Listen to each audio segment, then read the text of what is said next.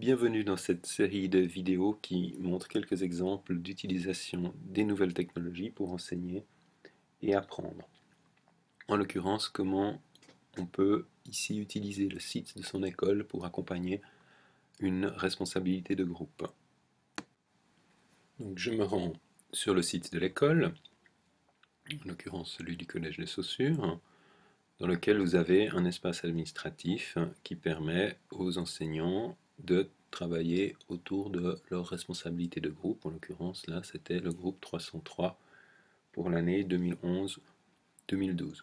Un certain nombre d'informations sont publiques, mais la majorité du contenu n'est disponible que pour les personnes concernées et donc invisibles au public. Ici, ont été laissés visibles du public pour éviter que les élèves doivent se connecter systématiquement. La liste des rendez-vous individuels de début d'année, des horaires individuels. Même chose, la liste des rendez-vous entre le responsable de groupe et les élèves en fin de premier semestre.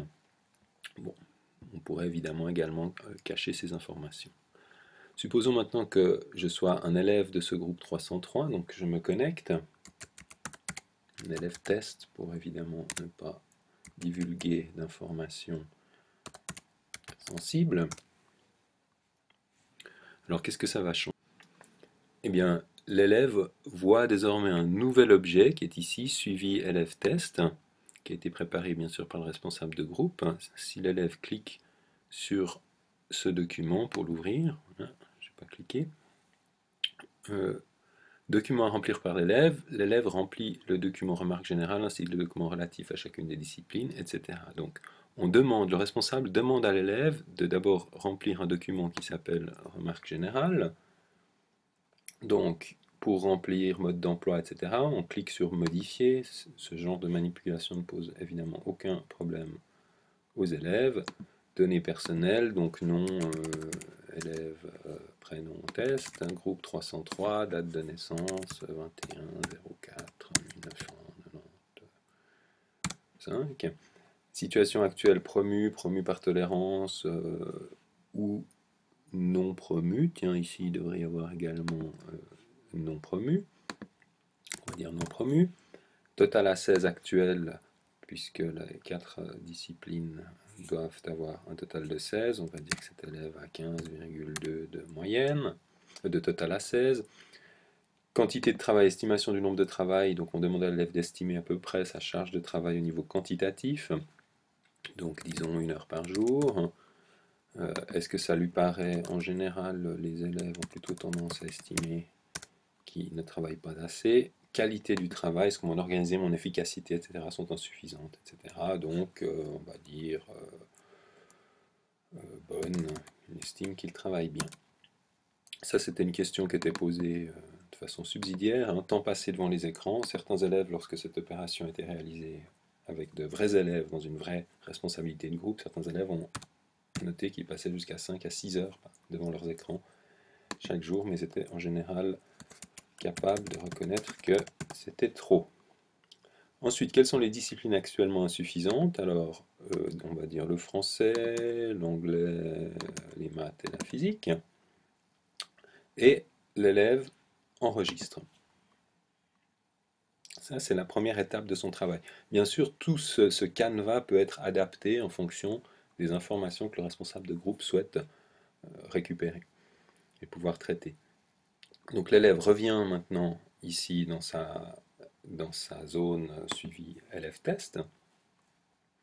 Et on lui dit aussi, puisque tu n'es pas promu en français, tu cliques là sur français, et on va te demander, modifier, alors là j'ai laissé des données saisies, données réelles, on demande à l'élève de saisir 2 informations. La première, comment je peux expliquer ma situation dans cette discipline et quelles actions concrètes je vais mettre en place pour remédier à cette situation. Donc ici, j'ai des grosses lacunes avec la formulation de mes idées, je ne maîtrise pas la grammaire, la syntaxe, mon vocabulaire n'est pas très enrichi, ni l'orthographe.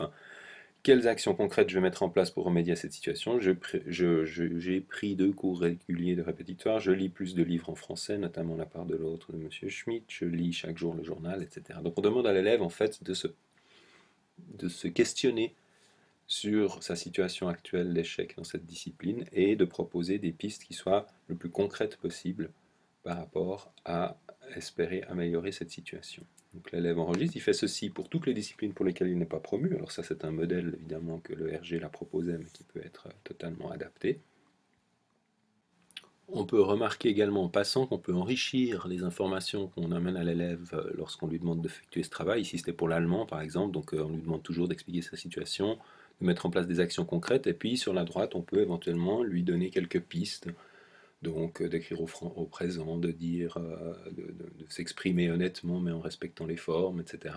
Les formes et la forme, et puis en lui donnant même quelques exemples d'actions concrètes qui puissent être vérifiables pour pas simplement avoir un discours général. Donc on peut comme ça, on va dire, guider ou donner des idées également à l'élève tout en le laissant bien sûr libre de mettre en place les mesures qui lui semblent bonnes pour lui-même. Donc l'élève a rempli les remarques générales, a rempli pour chaque discipline les éléments qui lui ont été demandés, et puis on peut créer de façon automatique un document qui va compiler ou concaténer l'ensemble de ces informations. Donc l'élève peut se rendre compte qu'il a bien saisi ces informations-là, qu'ensuite il n'a actuellement pas de notes suffisantes dans un certain nombre de disciplines, et que par rapport à ces disciplines, il a répondu. Voilà. Ce qui est ici, il peut évidemment bien sûr l'imprimer pour prendre cette feuille lorsqu'il rencontrera le responsable de groupe pour discuter avec lui. Ça n'a pas été dit, mais c'est évidemment implicite, à savoir que ce travail est demandé à l'élève avant qu'une rencontre soit effectuée entre le responsable de groupe et l'élève. Donc on demande à l'élève de préparer cette rencontre en ayant déjà réfléchi un petit peu à sa situation et pas arriver simplement en direct. Maintenant, que se passe-t-il du point de vue du responsable de groupe? Cette fois, je me connecte toujours au même endroit, mais en tant que responsable de groupe. Donc espace administratif, information pour les groupes, groupe 303. Et le responsable de groupe, lui, bien sûr, a l'ensemble des documents pour tous ses élèves. Ici, il y avait des initiales qui ont été mises pour un peu anonymiser les choses. Vous aurez remarqué tout à l'heure que l'élève test, lui, ne voit bien sûr que ce qu'il a lui-même saisi. Ceci, ça s'effectue pour vous montrer rapidement que les choses sont relativement simples. Si je reviens ici en tant que responsable de groupe sur suivi élève test, l'état de ce document est qu'il n'est visible que par certaines personnes, et partage vous dit qui peut faire quoi avec ce document. On se rend compte que c'est seulement l'élève 303, donc mon élève test, qui peut modifier et voir ce contenu. Donc si un autre élève se connecte dans la même zone, un autre élève du même groupe bien sûr, il ne verra pas ce que les autres élèves ont écrit. C'est vraiment un travail privé, individuel, et qui ensuite est discuté exclusivement entre le responsable de groupe et chaque élève concerné. Donc le responsable de groupe, lui, peut voir chacun des résultats produits par ses élèves. Et puis il a également la possibilité, donc je peux aller voir un élève et voir ce qu'il a, la feuille qui résume l'ensemble de la saisie de ces informations. Et puis il y a également la possibilité de voir un document qui va présenter l'ensemble. C'est pour impression plus rapide. Par exemple, on reprend l'ensemble de ces documents et puis on les met les uns derrière les autres, comme ça, pour les 24 élèves du groupe. Donc ça permet, par rapport à tout ce qui a été saisi, d'avoir un petit dossier éventuellement en papier pour pouvoir aller discuter devant les élèves. Donc voilà un petit exemple de comment on peut utiliser le site de l'école pour amener les élèves à préparer un travail. Il est tout à fait clair que ce travail peut être fait papier-crayon de la même façon. On demande à l'élève de préparer les documents, on en garde une trace sous forme de photocopie. L'intérêt ici, c'est que finalement, l'expérience a montré que les élèves étaient relativement motivés à procéder ainsi. Il y avait quelque chose d'un peu ludique pour eux à le faire de cette façon, et puis qu'on peut bien sûr compiler les informations, les comparer si on le souhaite, on peut adapter. Enfin, il y a toutes sortes évidemment de modifications, d'améliorations qui peuvent être faites. Une proposition à prendre ou à laisser, bien sûr. Merci.